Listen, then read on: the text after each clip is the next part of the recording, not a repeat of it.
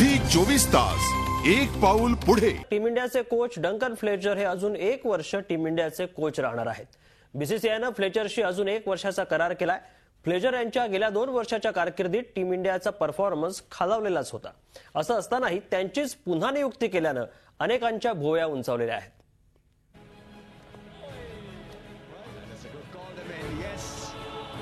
2012चा cricket season team इंडियासाठी अतिशय खराब होता। महेंद्रसिंग धोनीचा खराब फॉर्म,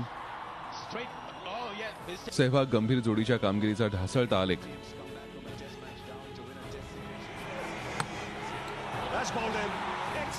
टेस्ट सिरीजमध्ये सातत्यानं अपयश, झहीर खानच्या बऱ्या न होणाऱ्या दुखापती,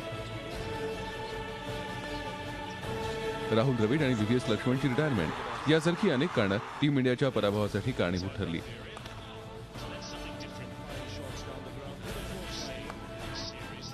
त्यामुळेच कदाचित बीसीसीआयने भारताच्या निराशाजनक कामगिरीला कोच डंकन फ्लेचर यांना एकट्याला जबाबदार धरलं नाही। त्यांनी फ्लेचरना आणखी एक लाईफलाईन दिली। बीसीसीआयने फ्लेचर यांचं कॉन्ट्रॅक्ट 1 वर्षांनी वाढवलं। मात्र भारतीय टीमच्या परदेशातील सलग 8 टेस्ट पराभवानंतर आणि मायदेशात इंग्लंडकडून स्वीकाराव्या लागलेल्या पराभवानंतर डंकन फ्लेचर यांच्या मार्गदर्शनाखाली टीम इंडियाने 22 टेस्ट खेळल्या। यामध्ये भारताला 8 टेस्टमध्ये विजय मिळवता आला, तर 10 टेस्ट भारताने गमावल्या, 4 टेस्ट ड्रॉ झाल्या। डंकन फ्लेचर यांनी भारतीय टीमची सूत्र हाती घेतल्यानंतर त्यांनी भारताला वेस्ट इंडिजमध्ये 3 टेस्ट मॅचेसची सिरीज 1-0 जिंकून दिली।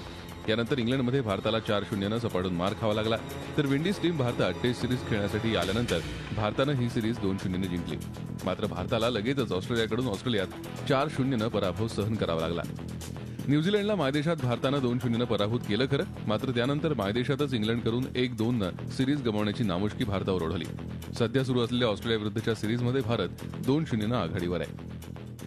टेस्टपेक्षा वनडेमध्ये भारताची कामगिरी समाधानकारक आहे। 44 वनडेमध्ये भारतानं 25 वनडे जिंकल्या आहेत, तर 16 मॅचेस गमावल्या आहेत, तर 2 वनडे टाळ झाल्या आहेत। विंडीजमध्ये अपेक्षेप्रमाणे भारतानं वनडे सिरीज 3-2 जिंकली। त्यानंतर इंग्लंडमध्ये पुन्हा भारताला 3-0 पराभव स्वीकारावा लागला। मात्र या पराभवाचा अचपा इंग्लंड भारतात आल्यावर टीम इंडियानं सिरीज 5-0 जिंकत काढला, तर विंडीजलाही मायदेशात भारतानं 4-1 अशी पराभवाची चव चाखायला लावली। श्रीलंकेला त्यांच्याच देशात 4-1 पराभूत करण्याची किमयाही भारतानं साधली। पाकिस्तान विरुद्धची सिरीज मात्र भारताला 1-2 गमवावी लागली। टेस्ट सिरीज गमावल्यानंतर इंग्लिश टीमला 3-2 पराभूत करत टीम इंडियानं सव्याज परतफेड केली। डंकन फ्लेचर यांच्या कामगिरीचा आलेख पाहिला तर तो निराशाजनकच ठरलाय। मात्र तरीही त्यांना 1 वर्षाचं एक्सटेन्शन का, हा प्रश्न अनुत्तरितच आहे। झी 24 ताससाठी ब्युरो रिपोर्ट, मुंबई। झी 24 तास एक पाऊल पुढे।